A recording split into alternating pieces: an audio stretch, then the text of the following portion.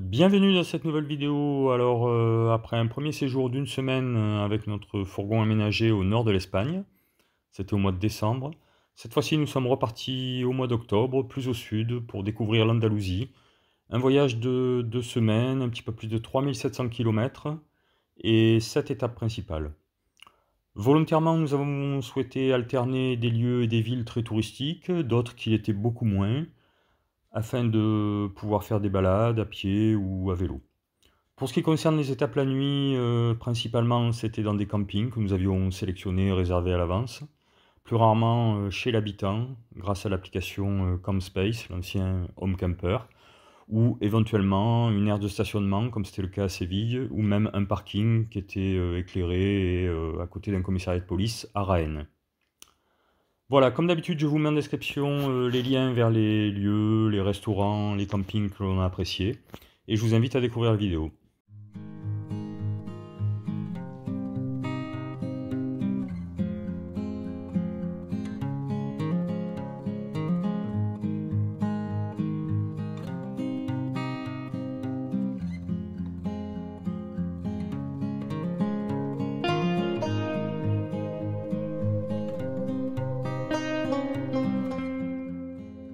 Allez, on va à l'église de la Miséricorde.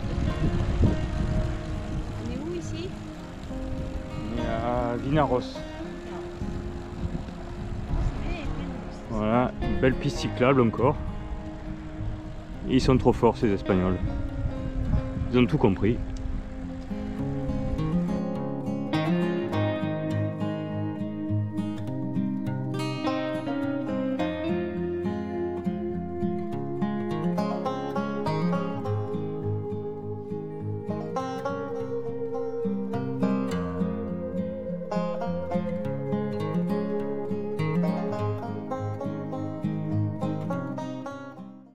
Des réclamations? Eh oui, alors tu vas vite, après tu me dis allez viens. Allez. Roule-moi vite.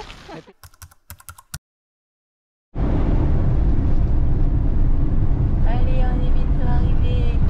Allez, combien? 15 minutes, chauffeur.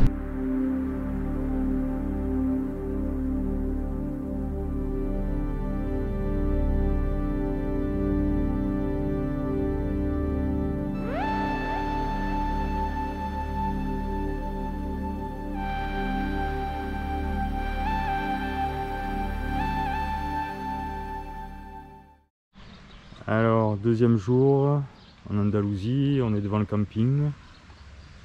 Los Bon. Esculos. Amis, t'es prête? Ouais. On part à l'aventure? Allez, on va aller à la plage. On va à la plage Playa de Monsul. C'est à 12 km et demi. On est entouré par les montagnes. Les vélos sont chargés. Avec les affaires de plage à boire. Le GPS qui va nous guider. Voilà, il n'y a plus qu'à pédaler. Ouais, il n'y a plus qu'à. Allez.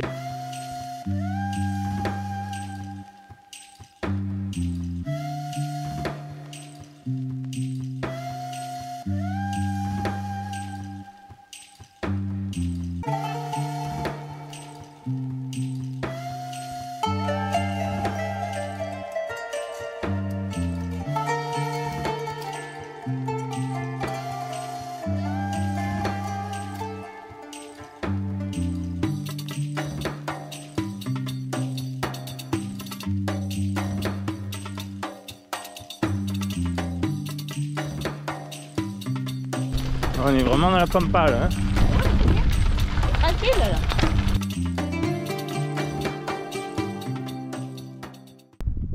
Ça y est, on est arrivé. Oh, elle est belle cette thune là. Je vais la prendre en photo. Ouais. Ah, c'est joli. Magnifique hein. Ouais. Oh, magnifique. Ah, ces paysages. C'est pas courant quand même hein. Voilà, il y a la plage en bas là.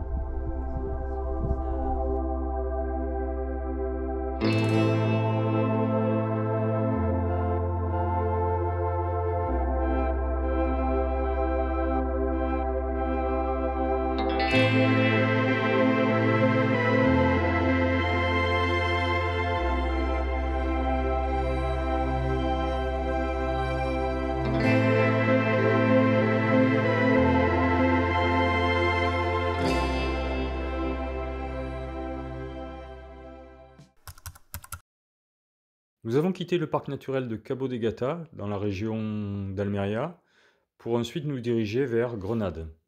Alors pour passer la nuit, je n'ai rien trouvé sur Grenade même, donc la seule solution c'était de s'éloigner, ce qu'on a fait en réservant chez un particulier qui avait un terrain avec même des yourtes, un studio.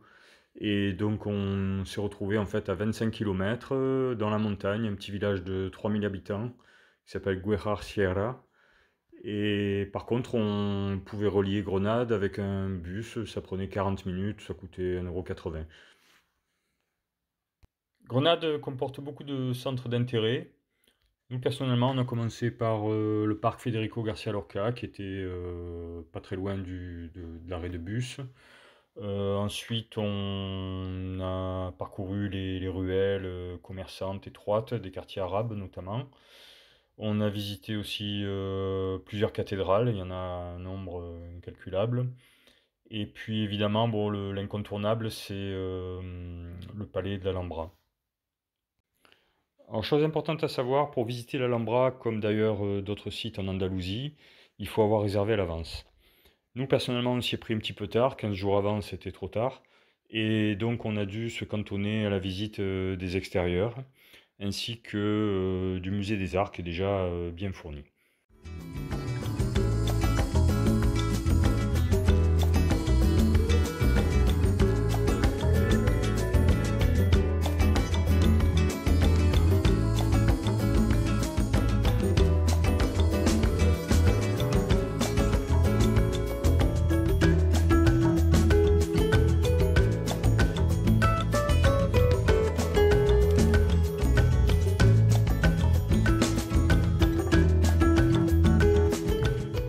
Bon, elle te plaît ta nouvelle voiture? Ouais, c'est la voiture à ma taille. Ouais, voilà. Je savais pas quoi t'offrir et Ouais. bon voilà, ça va être compliqué de la Moi, je ramener. Mais... préfère celle-là, moi. Ah oui, t'as toujours eu des goûts de luxe. Hein.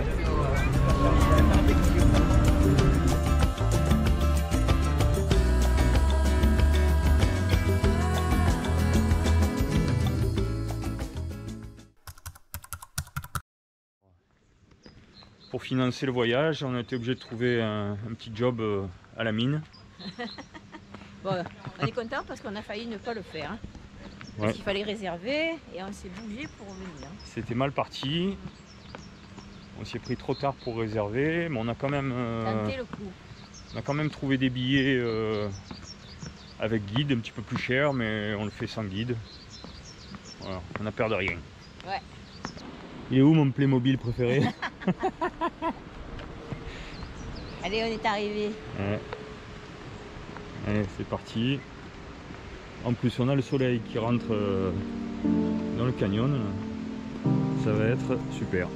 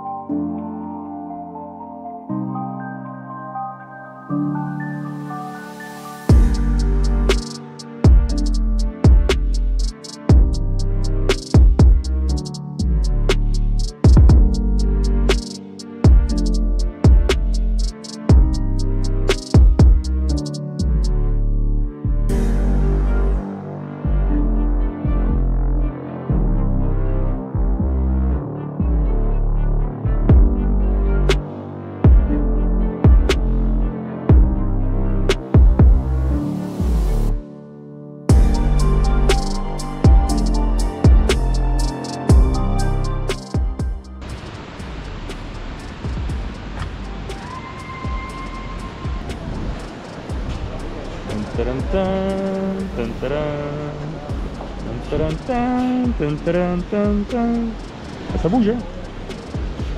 Je sens que ça bouge quand même.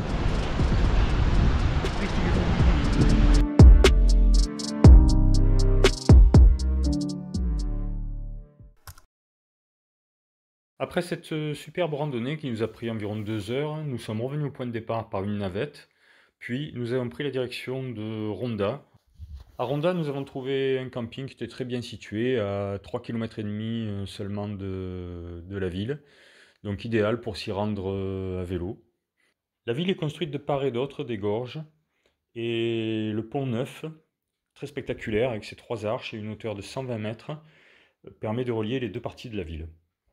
La vieille ville est vraiment très agréable avec beaucoup de rues piétonnes, des points de vue magnifiques sur les plaines et les montagnes environnantes. Donc c'est une étape qu'on a vraiment beaucoup appréciée.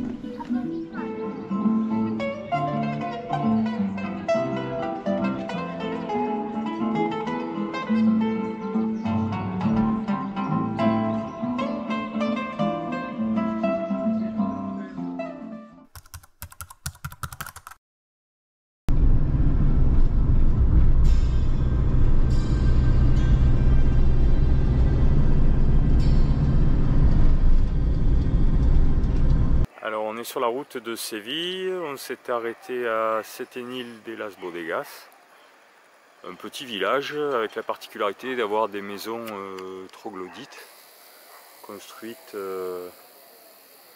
en partie sous la falaise.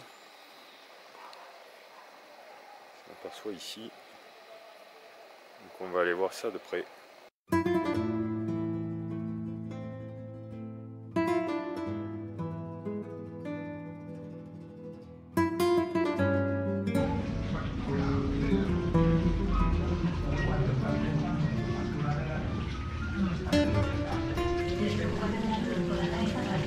Alors, t'as trouvé? C'est rigolo, on endroit, regarde la fontaine de l'amour.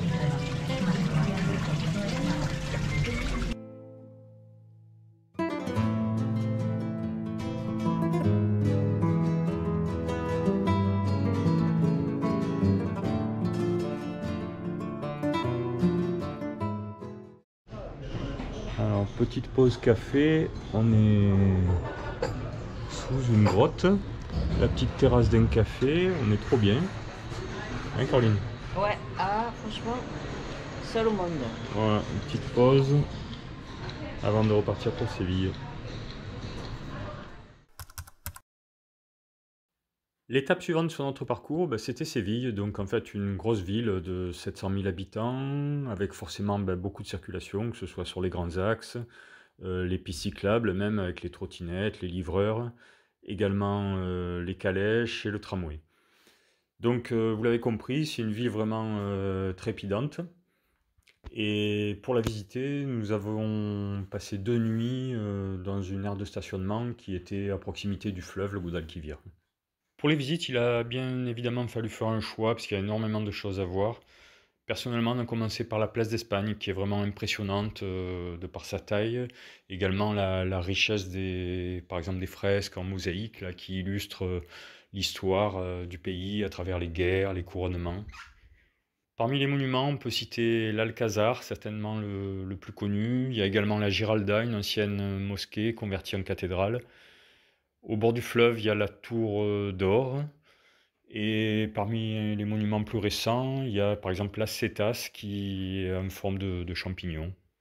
Enfin, pour retrouver un petit peu de calme dans la ville, on peut faire une croisière sur le Guadalquivir ou, comme on a fait également, la visite de l'aquarium. Après Séville, nous avons commencé à amorcer notre retour en France.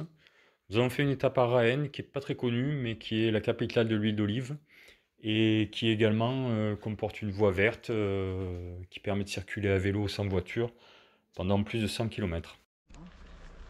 Voilà, deuxième jour à Raenne. Là, on a eu un petit peu de mal, mais ça y est, on a trouvé le kilomètre zéro de la voie verte de l'olive. Hein, Miss? Ah oui. Ouais. Voilà le chemin qui nous attend à travers les oliveraies un petit peu partout.